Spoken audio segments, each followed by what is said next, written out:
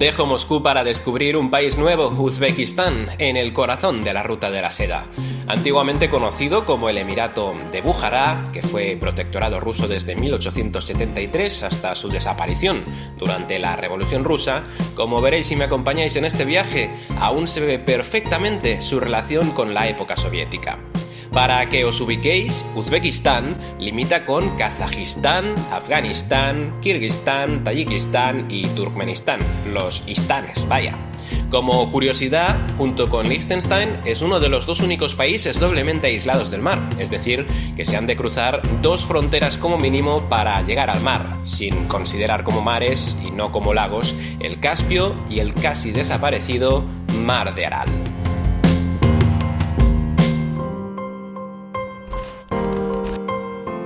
Desde el avión el Mar de Aral se dibuja como los trazos del fondo del Grito de Munch o la Noche estrellada de Van Gogh, ríos sinuosos y afluentes inconexos de tristeza cromática, pero de belleza estremecedora, que surcan la tierra como cicatrices que recuerdan cuánto tiempo pidió auxilio, restos de pintura diluida en aguarrás sobre un lienzo de arena y kilómetros de nada. Y de repente emerge Tashkent, una megalópoli en cuyo trazado urbano se aprecian a la perfección, como decía, los complejos de fabricación soviética. Bloques perfectamente organizados en medio de un terreno reverdecido y cuya trama agraria explica por qué se secó el Mar de Aral. Campos de cultivo, tanques de agua, árboles e infinitas carreteras concurridas. Tras el aterrizaje me recogen los propietarios del hotel, que está a unos pocos kilómetros del aeropuerto. Avanzamos por un paisaje que me recuerda muchísimo a Kazajistán. Conversamos sobre las maravillas del país y cómo la capital se ha ido modernizando. Me hacen parar en el Hotel Uzbekistán porque es donde hay uno de los pocos cajeros que admiten tarjetas extranjeras y para presumir de edificio. Siendo honestos, no volvería a Tashkent, pero quise darle otra oportunidad tomándome un día de paseo fuera de la capital para conectar con el mundo rural. Me contaron que las montañas que hay en el Parque Transnacional Fronterizo en el este son uno de los puntos de mayor interés para los amantes de la naturaleza. Sin embargo, no disponía de tiempo suficiente. La otra opción era un paseo fluvial. A pesar de que disfruté con los paisajes y el contacto con los animales, me horrorizó ver cómo de repente, antes de llegar a mi objetivo, el terreno se convirtió en un enorme basurero.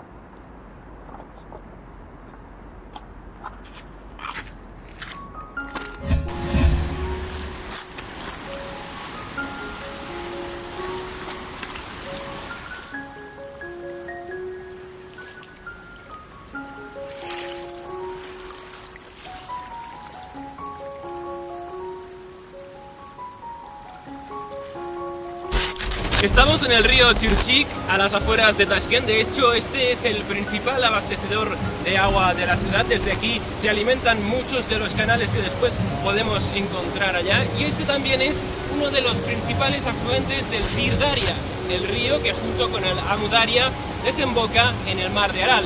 Esperaba encontrar aquí un río natural, con un lecho perfectamente limpio, lleno de plantas, pero de hecho todo esto se ha convertido en una cantera desde donde se está extrayendo grava de forma continua, probablemente para la construcción. Por suerte, hace un par de años que las autoridades del país están muy atentas a las extracciones ilegales de grava y arena. En el 2017 se paralizaron varios trabajos en la zona de Utarchirchik, al sur de Tashkent. En los siguientes meses hubo cerca de 400 otras extracciones no autorizadas en varias áreas. Para evadir sanciones, o al menos intentarlo, muchos operadores alegaron que eran trabajos para mantener el lecho del río en buenas condiciones, pero al remover la tierra buscando la arena y las piedras, se producen modificaciones del cauce del río que han terminado en inundaciones graves en varias zonas del país, así como afectaciones a la flora y la fauna, según el Comité Estatal de Ecología y Medio Ambiente de Uzbekistán. Las empresas tuvieron que enfrentar hasta 8,4 mil millones de zumus becos en multas personas, cerca de 900.000 euros, una cifra enorme teniendo en cuenta el nivel de vida del país, cuya renta per cápita se sitúa en el puesto 154 de los 190 países del mundo. A pesar de eso, el gobierno aumentó sus esfuerzos para captar colaboradores en varios sectores económicos clave. En los últimos años en Uzbekistán se ha experimentado un boom de la construcción, especialmente aquí en la capital Tashkent. Ya lo podéis ver al lado del río. En estos momentos se está trabajando para terminar en los próximos meses un complejo de pisos. Pero mientras algunos sectores están experimentando una gran satisfacción al poder presumir de la atracción de inversión extranjera de países, por ejemplo, como Corea del Sur, hay otros sectores que denuncian la destrucción del sistema de distribución habitual de la población, así como también de la arquitectura tradicional uzbeca. Lo hacen a través de páginas como Facebook, que han conseguido captar la atención de los medios internacionales.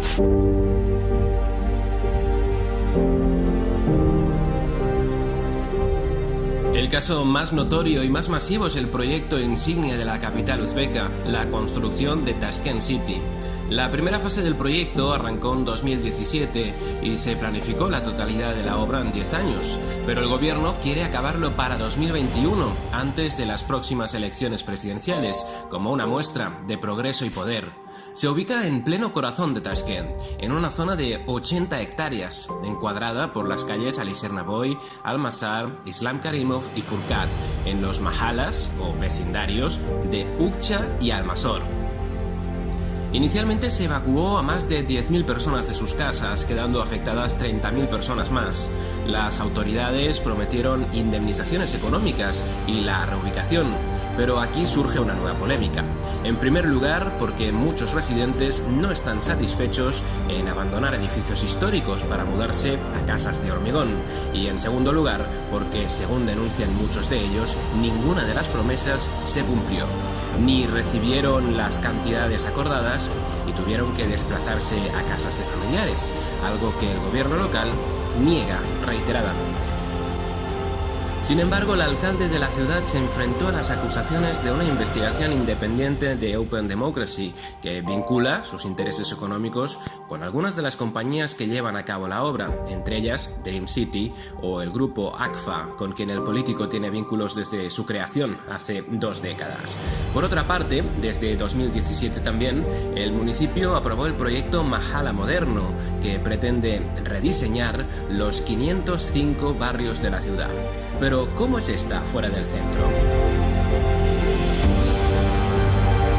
Y este es el Tashkent original, el de calles estrechas, la ciudad antigua, donde hay agujeros en el asfalto y todo aparece más desordenado.